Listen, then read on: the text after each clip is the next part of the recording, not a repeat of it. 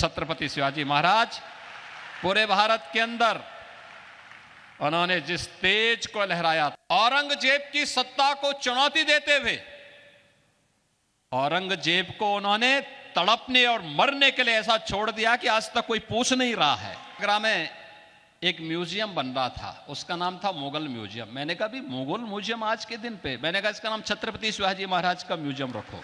और महाराष्ट्र वाले इसीलिए सौभाग्यशाली हैं,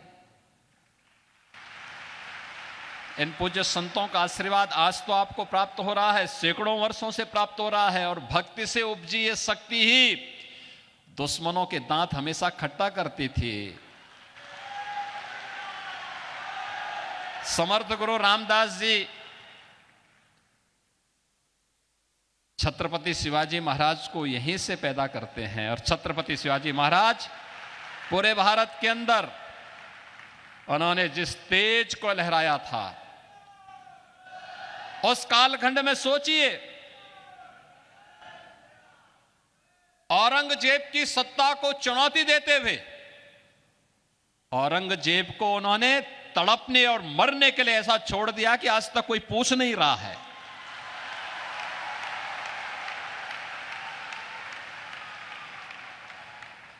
यह अद्भुत शौर्य और पराक्रम की धरती है, इसलिए है क्योंकि पूज्य संतों का सानिध्य प्राप्त हुआ, उनकी कृपा हमेशा यहां पे बरसती है। यहां के भक्तों ने अपने पूज्य संतों के सम्मान को जिन ऊंचाइयों तक पहुंचाया है, उसका परिणाम है कि शक्ति भी साथ साथ उनकी चलती है। और यह शक्ति का अद्भुत संगम छत्रपति शिवाजी महाराज के रूप में महाराष्ट्र के माध्यम से हम सबको देखने को मिलती है। यह मेरा सौभाग्य है कि जब मैं उत्तर प्रदेश में मुख्यमंत्री बना, आदरणीय प्रधानमंत्री जी ने जब मुझे दायित्व दिया, तो मैं आगरा गया था। तो आगरा में एक म्यूजियम बन रहा था, उसका नाम था मुगल म्यूजियम। मैंने कहा भी मुगल म्यूजियम आज के दिन पे, मैंने कहा इसका नाम छत्रपति शिवाजी महाराज का म्यूजियम रखो।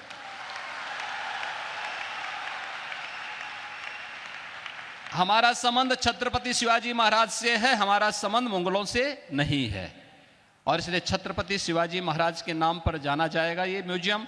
और छत्रपति शिवाजी महाराज की स्मृतियों को वहां पर सजोने का कार्य पूरी भव्यता के साथ आज हम लोग उसको आगे बढ़ाने का काम कर रहे हैं। आदरणीय प्रधानमंत्री जी ने उत्तर प्रदेश में एक डिफेंस कॉरिडोर की घोषणा की। यह डिफेंस कॉरिडोर भी छत्रपति शिवाजी महाराज को ही समर्पित है।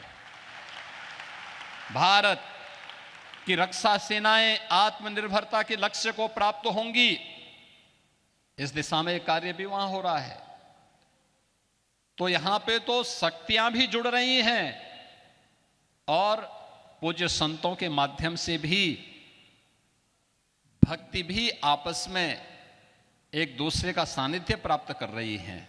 और इसी का परिणाम है, जब ये शक्ति मिलेगी, भक्ति और शक्ति का अद्भुत संगम होगा, तब 500 वर्षों की गुलामी की दास्ता से मुक्त होकर के अयोध्या में राम मंदिर का भव्य अद्भुत क्षण भी, वह अलौकिक क्षण भी हम सबको देखने को प्राप्त होता है। हमारे पूज्य संतजन मंच पर भी बैठे हैं, सामने भी बैठे हैं। इनके सानिध्य में प्रधानमंत्री मोदी जी के कर कमलों से, उनके परम पुरुषार्थ से 22 जनवरी 2024 की जो तिथि हम सबको अयोध्या धाम में देखने को मिली थी, अद्भुत है। और ये नई अयोध्या, ये भव्य दिव्य और नव्य अयोध्या आप सबको भी अपनी ओर आमंत्रित कर रही है।